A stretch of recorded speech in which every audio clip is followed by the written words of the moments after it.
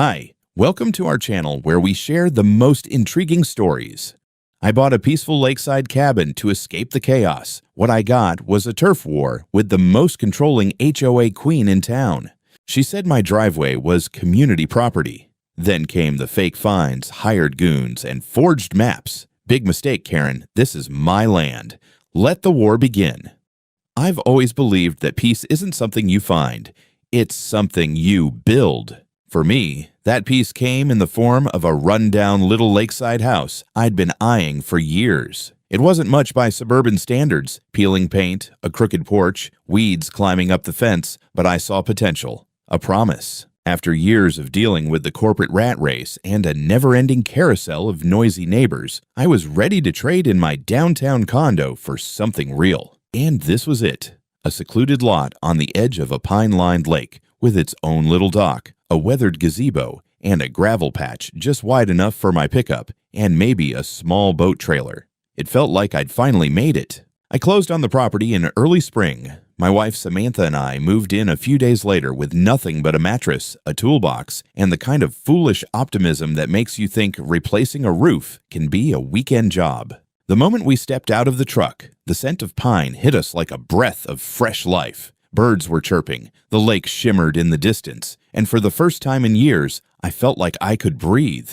And then, 3 days in, it happened. I was sipping coffee on the porch, planning out fence posts in my head, when I noticed a crisp white envelope tucked into our mailbox. No stamp, no return address. Just the HOA logo and the kind of overly formal font that screams, "We'd like to ruin your day." Curious and a little amused, I opened it. But what I read wiped the smile clean off my face.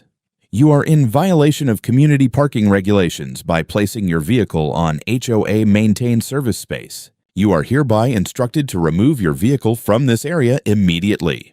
My truck was parked exactly where the property survey said it should be, right next to my house, on my own gravel patch, which was clearly marked within my lot on every deed, map, and plat I'd been handed at closing. I stared at the letter, reread it twice, and then laughed under my breath.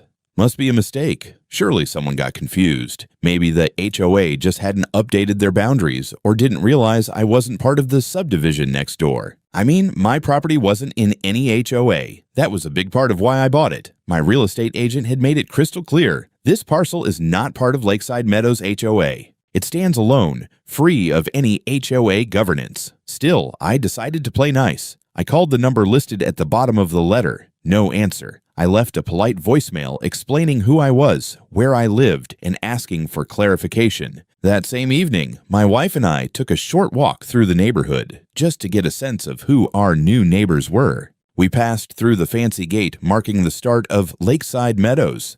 White fencing, uniform flower beds, kids riding overpriced scooters, and I'll admit, it looked like a commercial for a homeowner's dream.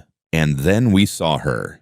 Karen Trimble, HOA president, self-declared queen of the block, and judging by her expression, a woman who had been personally offended by my very existence. She was standing at the end of her pristine stone walkway, arms folded across a salmon-colored cardigan, watching us like a guard dog with pearls. And I had a feeling this wasn't a misunderstanding. It was the opening move in a game I didn't know I'd been invited to.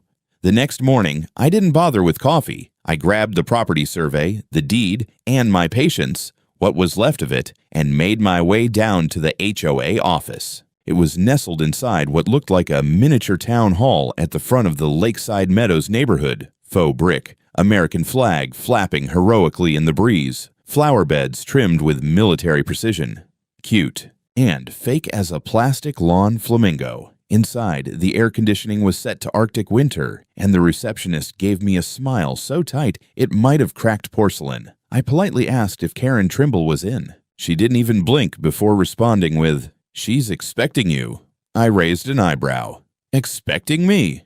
I hadn't mentioned I was coming. Seconds later, the door behind the desk opened, and there she was. Karen in the flesh. Immaculate, tall, with that aggressive suburban elegance that screamed control freak in designer shoes. Her face lit up with that kind of smile reserved for when a cat finally corners the bird. "Mr. Clark," she said smoothly, "let's talk about your situation." Her office looked like a Pinterest board had exploded. Everything coordinated, pastel, and unnecessarily scented. She motioned for me to sit, and I did, placing the documents squarely on the table. "I think there's been a mistake," I began. "Your HOA left this notice in my mailbox." I tapped the letter. "But my lot isn't part of Lakeside Meadows. See here, property line ends before the curb, and the gravel pad is fully within my boundaries." Karen didn't even glance at the papers. She tilted her head slightly and said, "I know it's technically yours. That's not the issue." I blinked. "Then, what is?" She clasped her hands together, her voice syrupy and patronizing. "You have to understand that gravel area has been used by Lakeside Meadows residents for years. For visiting guests, boat trailers, event overflow, 15 years of unspoken community access. We've maintained it. We've cared for it. So while your paperwork may say it's yours, in spirit, it belongs to the community." I nearly choked on air. "In spirit?" "Yes," she said firmly, as if explaining it to a slow child. "It's a matter of shared value and neighborhood tradition. Everyone here views it as common space. You moving in doesn't change that." I leaned back slowly. "So, you're telling me that because people got used to parking on a piece of land they didn't own, it's now theirs?" "Well," she smiled thinly, "it would be very unfortunate if your actions created tension within the community, especially this early in your time here." There it was.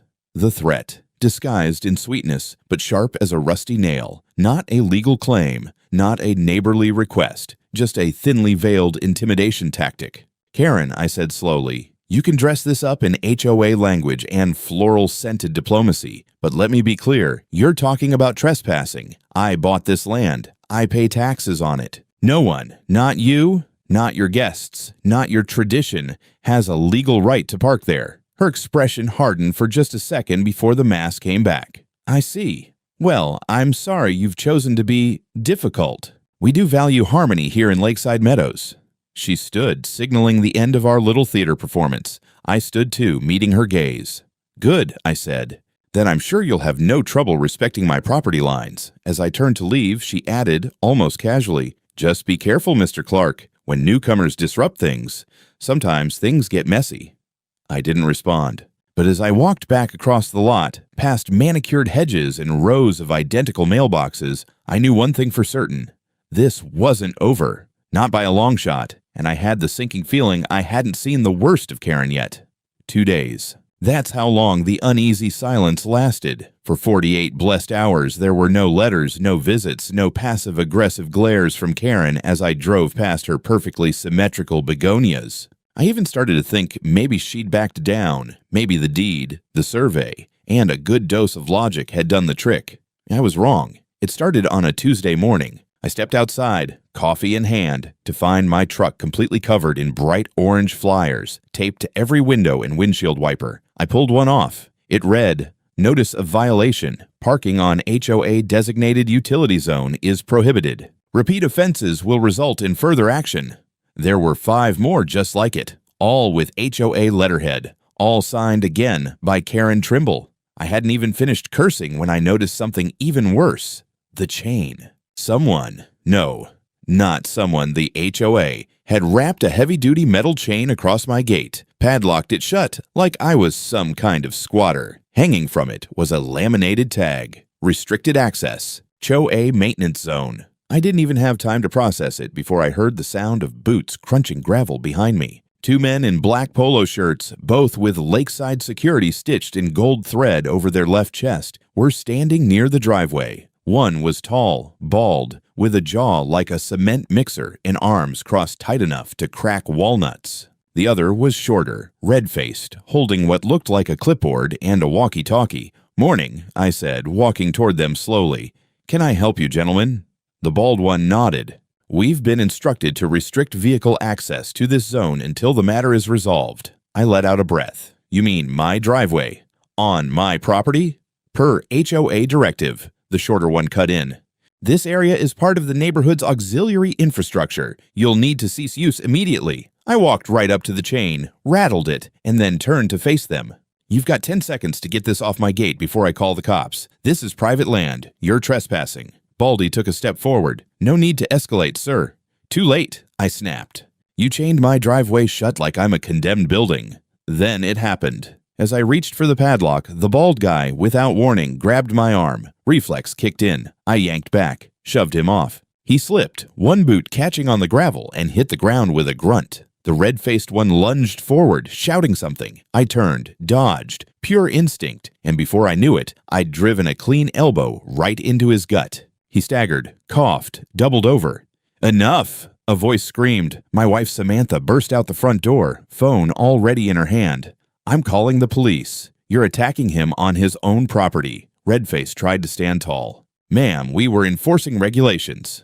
"You're going to be enforcing restraining orders if you don't back off," she snapped. I stood there, fists clenched, adrenaline buzzing like bees under my skin. The bald guy was still on the ground, trying to save face. The other one was trying not to puke on my boots. And I'd officially had it. The HOA had crossed a line. This wasn't just bureaucracy anymore. This was war. Time slowed down. I stood there, gravel crunching under my boots, staring at the chain stretched across my own damn gate like some kind of medieval drawbridge. My truck sat helplessly behind it, covered in HOA violation flyers fluttering in the breeze like battle flags in enemy territory. The two self-appointed sentinels from Karen's private HOA militia hadn't moved. One was still clutching his side from the gut shot I'd instinctively delivered. The other was brushing himself off, doing a bad job pretending he hadn't just eaten driveway dust in front of my hydrangeas. And yet, somehow, they were still standing their ground like this was their kingdom, and I was the trespasser. But this was my castle. I moved toward the gate again. "You have about 10 seconds to get that chain off," I said through gritted teeth. "Or it's coming down with or without your permission." "Sir," the bald one said, tone low, steady, and condescending, "this is now an active enforcement zone. We've been authorized to maintain position until the HOA board convenes." I stared at him. "Did Karen give you that authorization in a tiara and velvet robe?" That didn't go over well. He stepped forward again, chest puffed like a bull about to charge. "You need to step back." "You need to get off my property," I snapped, squaring my stance.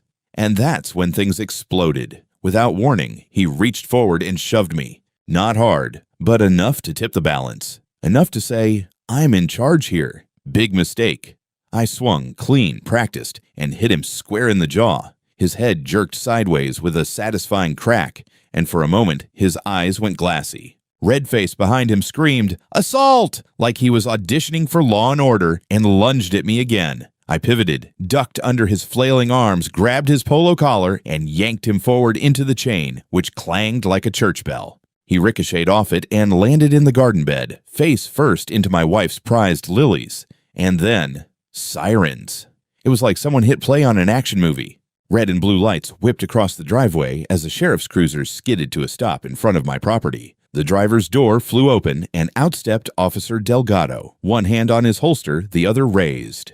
"Everybody freeze." I raised my hands instantly. "I live here. I called you. My wife called. These guys are not law enforcement. They chained my driveway and attacked me." Baldy tried to speak, but Delgado shut him down. "On the ground. Now." "Both of you." They complied, grudgingly, but it was clear from their expressions they hadn't expected to end the day face down on my gravel. A second cruiser arrived, then a third. Lights flashing, radios buzzing, neighbors peeking out from behind their blinds like nosy prairie dogs. And, of course, right on cue, Karen Trimble pulled up in her luxury SUV, wearing a flowing silk blouse and the kind of sunglasses that cost more than my washer-dryer set. She stepped out like she was walking onto a red carpet, arms raised slightly as if calming the press. "Officers, please, this is all a misunderstanding. These men were simply explaining the HOA's position." Delgado wasn't buying it. "Your men chained off private property and initiated physical contact with the homeowner. That's not a misunderstanding, ma'am. That's trespassing and battery." Karen's smile faltered. "Surely we can settle this civilly." He cut her off. "Civil court will get its turn. Right now, you and your security team are coming with us." They cuffed the two guys while Karen's jaw flapped open like a lawn chair in a windstorm. She wasn't arrested yet, but she was issued a citation for unlawful enforcement activity and was told in no uncertain terms to stay away from my property. I watched as her perfect suburban empire cracked just a little, and as the cruisers pulled away, I looked down at the broken flower bed, the snapped chain, and the now quiet gravel drive. I'd won the battle, but the war, oh, that was still coming. If Karen thought being slapped with a citation would be the end of it, she didn't know me very well. After the stunt with the chain and her budget bodyguards, I wasn't just angry, I was activated. Whatever passive patience I'd brought to this neighborhood had been paved over like an old sidewalk. This wasn't a petty squabble anymore. This was an assault on my rights as a property owner, and I was done playing defense. My first move. I called Gina Morton, a razor-sharp real estate attorney with the personality of a smiling buzzsaw. She reviewed the documents, photos, videos, and HOA notices I'd compiled and said the words I'd been dying to hear. You've got them. Trespass, property damage, assault, and civil harassment. Let's drag them into the sun. So we filed suit, official and public. I wanted damages, a restraining order, reimbursement for legal fees, and a full judicial confirmation that my property was not, has never been, and would never be under HOA jurisdiction. But as I should have expected by now, Karen wasn't going to go quietly. 2 weeks later, I received a letter from her attorney, the HOA's attorney, claiming that they were filing a countersuit against me. Their accusation? That I was intentionally disrupting community access to what they described as a long-standing communal use easement that the HOA had effectively maintained for over a decade. And the kicker, they attached a PowerPoint presentation. That's right, a full-on HOA slideshow extravaganza. Pages of grainy photographs showing residents parking near my lot at community barbecues, holiday events, even one where a kid was holding a balloon standing vaguely near the edge of my driveway, like that somehow proved legal ownership. One slide even included a timeline complete with bulleted points like 2012. Mr. Pearson's pontoon trailer rested on gravel for 36 hours. They submitted it to the court as evidence. I showed it to Gina. She nearly choked on her coffee. Are they trying to establish adverse possession with birthday party photos? Oh, it gets better, I said, flipping the page. Here's a slide titled Spirit of the Community. We prepared for court like it was a heavyweight title match. Gina subpoenaed drone footage, zoning records, county maps, and even the original subdivision plat, showing a clear boundary between my parcel and the HOA. She also hired a forensic document analyst because, get this, buried in the HOA's countersuit packet was a map they'd updated to show my gravel parking area shaded in HOA green. Only problem, they'd edited it poorly. The analyst confirmed that the original map had been tampered with digitally. Metadata revealed it had been modified just 2 weeks prior, well after I'd moved in. In short, Karen's team forged evidence. The court date finally came. The courtroom was packed. Local journalists, neighbors, even a few HOA members who'd been suspiciously absent during Karen's reign. I sat at the plaintiff's table, composed but ready to throw down, while Karen entered in a cream-colored pantsuit. Like she was walking into a garden club brunch. The judge, stern, gray-bearded, and clearly not a fan of nonsense, asked Karen's attorney to present their opening remarks. He clicked to the first slide of the PowerPoint. The judge blinked. Is that Comic Sans? Karen's lawyer stammered something about community impact. The judge turned to Gina. Counselor? She stood, cool as a glacier in pearls. Your Honor, we'll be presenting real evidence, starting with county tax records, recorded deeds, footage of trespassing, and proof of document forgery by the defense. From there, it was a slow-motion collapse for the HOA. Every time they tried to assert authority over my land, Gina had a document that ripped their claim in half. Every time they mentioned long-standing usage, we produced footage of me installing no trespassing signs within the first 48 hours of move-in. And when Gina unveiled the forged map, that courtroom went silent enough to hear Karen's social life implode. The judge didn't even need a recess. He dismissed the countersuit on the spot, called the forgery deeply troubling, and scheduled a separate hearing to explore sanctions against the HOA.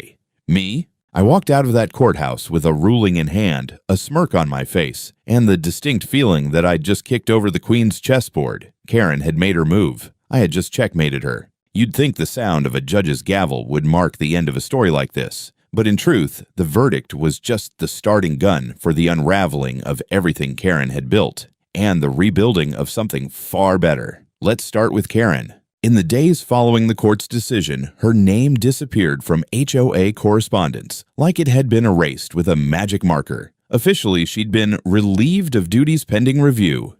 Unofficially, she was dethroned. One day, she was issuing citations for lawn heights and mailbox colors. The next, she was spotted power walking at dawn, head down, dodging eye contact like it burned. Word spread fast. After all, she wasn't just ousted, she was disgraced. A few residents told me she tried to hold on, organizing a last-minute community meeting in her driveway with folding chairs and lemon water, but only 2 people showed up. One was her husband. The other thought it was a yard sale. And the cherry on top, an audit. The court's ruling triggered an internal HOA review. And guess what? The financial books weren't just messy, they were downright suspicious, funneling HOA fees into community enhancements that somehow translated to expensive patio furniture for the HOA office, a premium coffee machine, and landscaping services for Karen's own yard. She wasn't charged, at least not yet, but the whispers started. And in places like Lakeside Meadows, whispers are more destructive than lawsuits.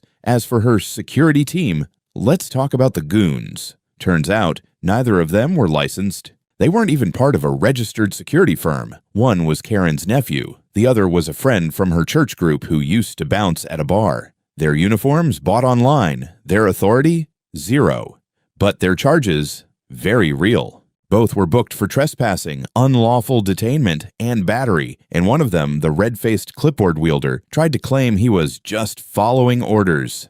Didn't work. The court sentenced them to community service and mandatory anger management classes, and the HOA was hit with a civil fine for using unlicensed personnel for enforcement.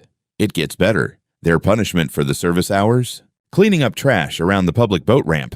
On the opposite side of my lake. You couldn't script irony that good. Now, as for me, well, after the legal dust settled, things got quiet. A good kind of quiet. The kind that lets you hear the loons on the lake and the wind through the pines instead of HOA threats rustling in your mailbox. My wife and I planted sunflowers where the chain once hung. I built a new gate, wider, stronger, with a discreet camera just in case. But I haven't had to check it. No one trespasses anymore. No one dares. Even the neighborhood shifted. I got invited to barbecues, asked to join a fishing group. People I'd barely seen before the trial now waved, brought over pies, even thanked me for standing up to the madness. I didn't become a local hero, but maybe a symbol. That you don't have to be loud to be right. That one guy with a deed, a spine, and a damn good lawyer can bring down a petty empire. Karen lost her power. Her goons lost their playtime. And me? I got my land back. Along with something I hadn't expected, respect. It's funny how quickly peace settles in when tyranny packs its bags and sulks off into suburban obscurity. In the weeks following the court's ruling, the neighborhood felt lighter, literally and figuratively. It was like someone had opened a window and let the fresh air in. The tension that had clung to every mailbox and manicured lawn vanished right along with Karen's title. As for me, I made a trip to the hardware store and picked up a custom engraved sign. Nothing flashy, just a solid metal plaque mounted right where the HOA's chain used to hang. It read, "Private Property." If you're from the HOA, take a walk. If you're Karen, take a hike. Right below it, in smaller script, established 2023, undefeated since. I didn't just reclaim my land, I claimed the narrative. To celebrate, Samantha and I decided to host a little lakeside get-together. Nothing fancy. Just burgers, music, and the kind of neighborly bonding Karen had always claimed to promote, but never actually allowed. But then word got out. By the time the sun dipped behind the trees that Saturday evening, half the neighborhood was in my backyard. Someone brought a karaoke machine. A retired jazz guitarist set up near the gazebo. Bob from down the road brought enough pulled pork to feed a battalion. Kids ran along the dock with sparklers, and adults lounged on folding chairs, sipping drinks, cracking jokes, and, not so subtly, cheering the fall of the old regime. At one point, someone fired up the mic and shouted, "Let's give it up for Andy, the only man to legally body slam the HOA and live to tell the tale." Laughter, applause. Even the security guy from the sheriff's department stopped by, off-duty, to toast me with a red Solo cup and say, "Been watching this HOA for years. Wish more folks stood up to him like you did." The night ended with music, stars, and stories shared under string lights and mosquito candles. It felt right, like the neighborhood was finally becoming what it had always pretended to be, a community. And just when I thought the final chapter had been written, fate, ever the showman, delivered one last surprise. A week later, I was trimming hedges near the drive when a black sedan pulled up. The passenger door opened, and out stepped Karen. No sunglasses, no pearls, no clipboard, just a woman holding a Tupperware container like it was a white flag. I stood still. She cleared her throat. "I baked lemon squares," she said. "They're from a family recipe. No raisins." I stared. "I just wanted to apologize," she continued, eyes fixed on the gravel. "You were right. I let it go too far." I took the container, nodded, and offered the most honest thing I could muster. "They better be good." She almost smiled, and as she turned and walked back to the car, I couldn't help but wonder, maybe the real HOA victory wasn't just reclaiming my parking space. Maybe it was seeing a neighborhood rebuild itself from the ruins of control. One awkward lemon square at a time. I took a bite. They were excellent. Touche, Karen.